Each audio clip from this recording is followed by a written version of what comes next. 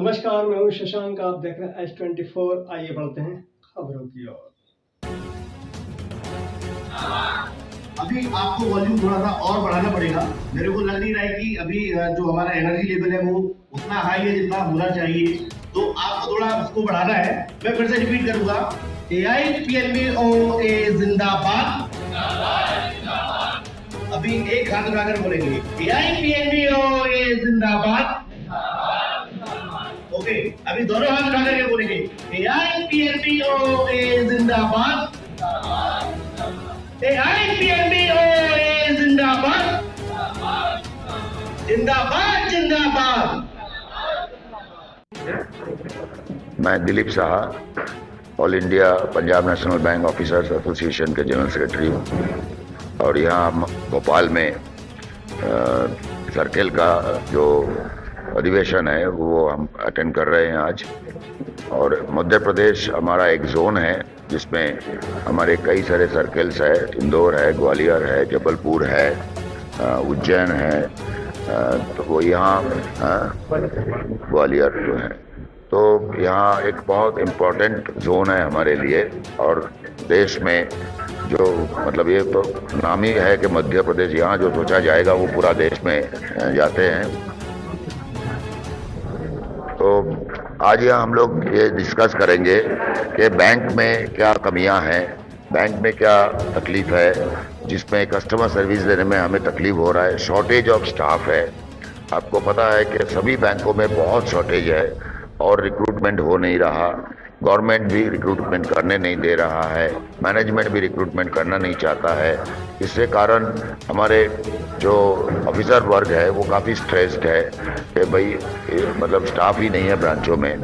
ये इंटरनल जो इश्यूज है उसके ऊपर ज़रूर बात होगा, बट उससे भी ज़्यादा आज के तारीख में जो माहौल है बैंकिंग सेक्टर को लेके गवर्नमेंट का एक के बाद एक चीज़ों को प्राइवेटाइज करने का दौरा चल रहा है। जो कुछ टैक्स पेयर मनी से बना हुआ है वो सब आज एक के बाद एक कॉरपोरेट सेक्टर को दिया जा रहा है। और आपको मतलब ये चीज़ सभी को पता ही है कि देश में मतलब जो डिस्पैरिटी है रिच एंड पुअर में वो बढ़ते जा रहा है। और इस परिस्थिति में अगर बैंक जो एक इकोनॉमी की मतलब बैकबोन है, इसको भी अगर प्राइवेटाइज कर दे तो आज मतलब साधारण मानुष को, एग्रीकल्चरिस्ट को, छोटे वर्ग के इनकम वाले को, इनको तो कोई सुविधा ही नहीं मिलेगा।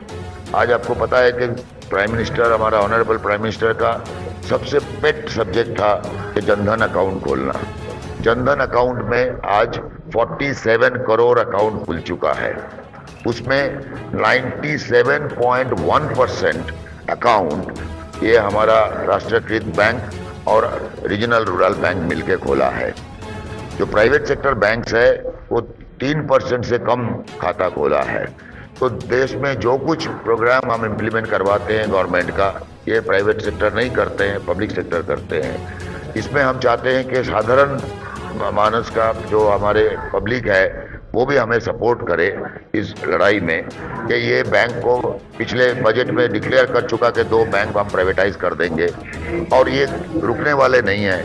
देश का रेलवे से लेके आपका पाइपलाइन से लेके हर चीज़ प्राइवेटाइज कर दिया गया है, रेलवे को करने को जा रहे हैं। तो इस परिस्थिति के लिए भी हम लोगों को, हमारे मेंबर्स को तैयार करेंगे कि आगे वाले दिनों में जो लड़ाई है उसमें हम सार्थक बनाए चीज़ों को। एक तरीके से लोगों का भरोसा उठता जा रहा है क्योंकि कई बैंक जब बंद होते हैं तो लोगों का पैसा उसमें डूब जाता है, तो लोगों का भरोसा बैंकों की तरफ भी कम हो गया है। पिछले 50 साल में आप चले जाइए और देखिए कि एक भी पब्लिक सेक्टर बैंक डूबा है क्या? जो डूबा है वो प्राइवेट सेक्टर बैंक डूबा है। आज भी जो बैंक, ग्लोबल ट्रस्ट बैंक डूबा है, आज भी जो बैंक के ऊपर चल रहा है यस बैंक और दूसरे बैंक, वो भी कोई ना कोई बैंक से विलीन हो रहा है। तो गवर्नमेंट बैंक के ऊपर पब्लिक का फेथ है। एक भी गवर्नमेंट बैंक डूबा नहीं है। जो प्रधानमंत्री इंदिरा गांधी ने जब 1969 में बैंकों को नेशनलाइज किया था, 1947 से ये 69 तक 400 प्राइवेट छोटा बड़े बैंक डूबा हुआ था। तब ना जाके उन्होंने ये किया। और उसके बाद देश में जो ग्रीन रिवॉल्यूशन आया, जो व्हाइट रिवॉल्यूशन आया, ये सभी चीज पब्लिक सेक्टर बैंक के जरिए हुआ है। बैंकों का अगर गांव-गांव में, आपका छत्तीसगढ़ में, हमारे रांची, अपना झारखंड में कई सारे जगह पे रेड बेल्ट है, वहां अगर कोई ब्रांच खुला है तो पब्लिक सेक्टर ने खुला है। हमारे ऑफिसर्स, लेडी ऑफिसर्स, कॉमरेड सब वहां जा रहे हैं, काम कर रहे हैं। प्राइवेट सेक्टर क्यों नहीं कर रहा है? कश्मीर वैली में पंजाब नेशनल बैंक का 40 के ऊपर ब्रांचेस है, प्राइवेट सेक्टर का क्यों नहीं है? तो ये जो कुछ परिस्थिति है हम लोग जूझ रहे हैं, तो इसके लिए साधारण मानुष तक आप लोग ये बात पहुंचाइए कि अगर पब्लिक सेक्टर बैंक प्राइवेटाइज हो गया तो इनकी बैंक में घुस पाना मुश्किल हो जाएगा। सर, हर सरकारी जो फर्म है वो सरकार बेचती जा रही है, इसी प्रकार बैंकों को भी जैसे ही बेचने पे प्राइवेटाइज पे ला रहे हैं तो उद्योगपतियों का इन्फ्लुएंस बढ़ता जा रहा है, इसलिए जो गरीबों के ऊपर डेब्ट है वो बढ़ता जा रहा है और जो उद्योगपति हैं वो लोन रिटर्न नहीं करते और देश से चले जाते हैं। तो इस पे आपका क्या कहना है? इस पे भी हमारा यही लड़ाई है कि देश में जो विलफुल डिफॉल्टर्स है, हमारा कई पुराने डिमांड है कि भाई इसके नाम पब्लिक करो, इनके नाम आप पब्लिक करो। जो बैंक का पैसा लूट के चला जाता है कि आप अभी जितने सारे है विलफुल डिफॉल्टर्स जो पे कर सकते हैं करते नहीं हैं, वैसा लिस्ट इतने बड़े हैं। पिछले 3 साल 4 साल में 10 लाख करोड़ के ऊपर ऋण माफ कर दिया गया है।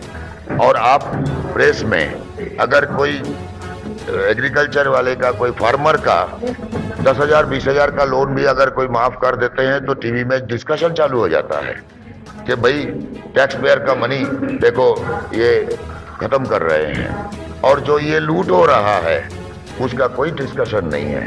तो जनमानस को अगर जगाएगा कौन? वो प्रेस जगाएगा, लेकिन प्रेस अभी वो चीज़ नहीं दिखा रहे हैं जो उसको दिखाना चाहिए, क्योंकि प्रेस ही एक माध्यम है जो सही चीज़ को और गलत चीज़ को फर्क के पब्लिक तक ले आए। तो ये एक स्ट्रगल है, हम लोग लड़ रहे हैं, हम लोग रास्ते पे उतर रहे हैं। हमने अभी 2 दिन का स्ट्राइक कॉल भी दिया है, 30 और 31 तारीख। तो देखते हैं कि हमारा लड़ाई में कितने लोग शामिल होते हैं, और अगर लोग शामिल हो गया तो गवर्नमेंट को कहीं ना कहीं चोट पहुंचेगा, तो मानना पड़ेगा।